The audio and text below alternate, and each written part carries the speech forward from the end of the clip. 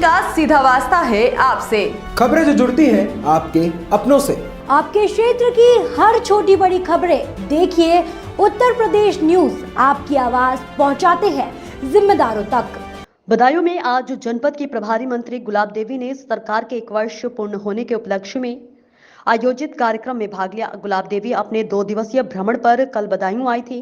कार्यक्रम के बाद कलेक्ट्रेट के अटल बिहारी वाजपेयी सभागार में उन्होंने सरकार की उपलब्धियों से मीडिया को अवगत कराया। बता दें, प्रभारी मंत्री गुलाब देवी ने कहा कि सरकार ने प्रदेश और जिले का चौमुखी विकास किया है।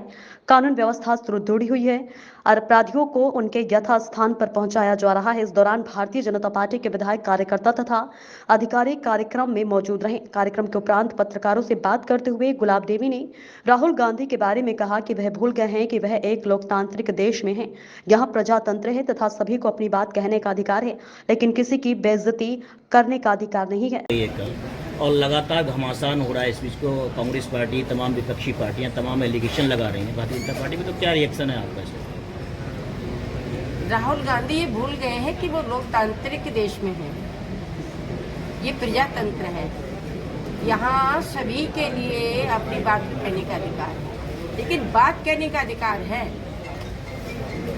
किसी की बेइज्जती करने का अधिकार नहीं है। राहुल गांधी अब यहाँ की सभ्यता और संस्कृति से अवगत तो है नहीं। वो ना तो देश की राष्ट्रभक्ति को छोड़ते हैं, वहाँ उनको भी उसको भी गाली देते हैं।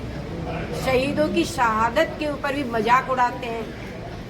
संविधान का भी वो उल्लंघन करते हैं।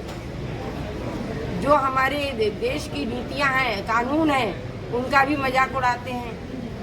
कोई भी विशेष संस्था है उसके लिए भी अपशब्द बोलते हैं, व्यक्ति विशेष है उसके लिए भी बोलते हैं। जब वो इतना बोलते हैं तो इस प्रजातंत्र में सबको अपने सम्मान रखने का अधिकार है और मानहानि का मुकदमा करने का उसका अधिकार बनता है।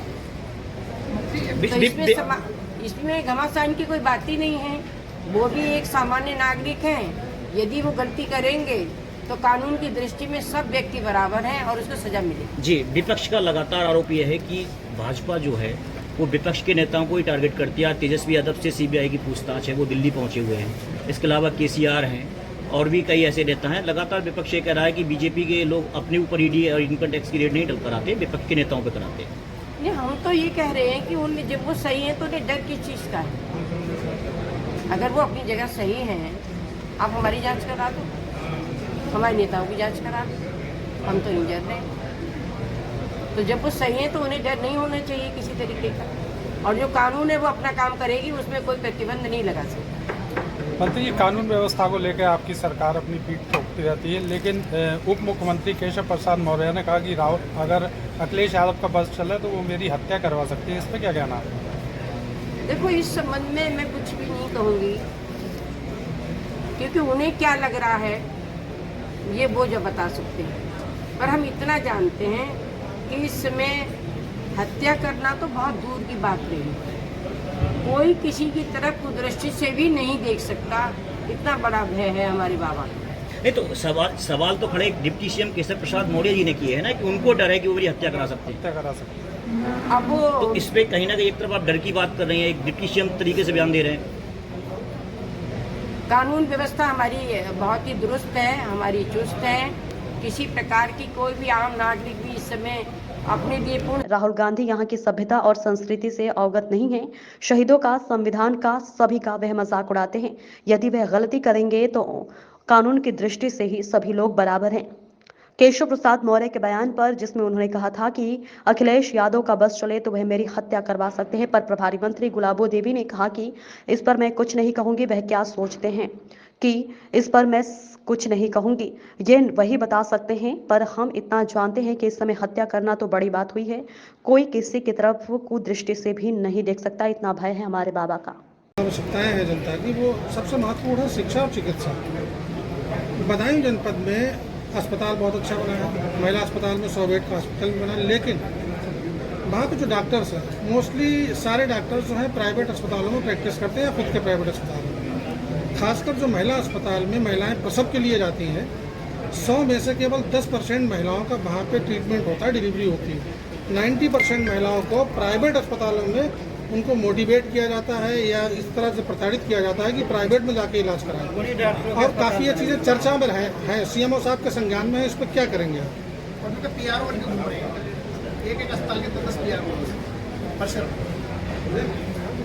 कल जब बैठक हो रही थी आप लोग तो नहीं थे। जो बात आप बता रहे हैं ये मेरे संज्ञान में आई थी और मैंने माननीय जिलाधिकारी महोदय के माध्यम से CMO से कहा था कि ये शिकायतें आ रही हैं, आप इसका संज्ञान लें। अगर वो संज्ञान लेते हैं तो ठीक है, नहीं तो हम और जिलाधिकारी दोनों ही इस संबंध में कार्य करें। मैडम, ग्रामीण क्षेत्र के जो अस्पताल हैं उनकी भी स्थिति कोई ज़्यादा अच्छी नहीं है। वहाँ पे ना तो सुविधाएं हैं और ना वहाँ पे स्टाफ रुकना चाहता है, ना ही स्टाफ वहाँ पे रह। 1 साल हुआ है सरकार के लिए, क्या उपलब्धियाँ रही आप? ये सारी उपलब्धियां हमारे माननीय मुख्यमंत्री जी ने अभी बताई। मैं तो केवल इतना बता सकती हूँ कि इस जनपद बदायूं की जो उपलब्धियां रही वो मैंने आपके समक्ष रखी। जब जनपद बदायूं जैसे में इतने काम हो सकता है तो पूरे प्रदेश की तो कल्पना से बाहर कितना काम हुआ है। और विकास के आधार पर ही हम दोबारा से जनता ने हमारे लिए समर्थन दिया। तो उपलब्धियों का तो आप आइडिया लगा सकते जिस क्षेत्र में चाहे उस क्षेत्र। मती जी, निश्चित तौर पर काफ़ी विकास कार्य हुए बदायूं में, लेकिन एक चीज़ चर्चा में है काफ़ी दिनों से कि मेडिकल कॉलेज में 2 ऑक्सीजन प्लांट लगे होने के बावजूद कोरोना काल में बाहर से ऑक्सीजन खरीदी गई।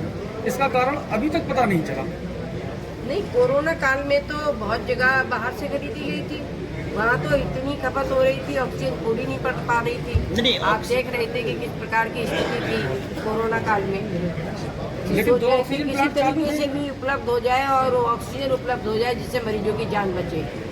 तो उस समय की तो बात, इतने आपदा में समय था, उस समय की तो बात ही खत्म करिए कि कहाँ से हम उपलब्ध करा रहे थे। ये भी एक बहुत ही असंभव चीज है कि हम उपलब्ध तो करा रहे थे, कहीं से भी खरीदी जा रही है। नहीं, एक सवाल ये है ना कि 2 ऑक्सीजन प्लांट चालू थे मेडिकल कॉलेज में और बाहर से ऑक्सीजन आ रही थी। नहीं, जब खपत इतनी थी तो क्या किया जाता, वो उससे पूर्ण नहीं हो पा रही थी तो बाहर से आ रही थी।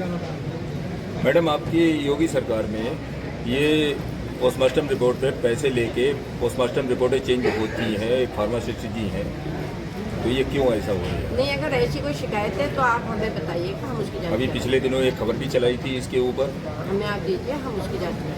मंत्री जी, अभी आपने बताया कि बदायूं से ककराला मार्ग जो है उसका डेवलपमेंट किया गया 1,03,10,000 रुपए की लागत से। आपको बता दें कि उपरेला से मात्र 8 किलोमीटर का निर्माण कार्य संपर्क मार्ग का हुआ था, उसमें भी 4 किलोमीटर पे मात्र 1 इंच की जो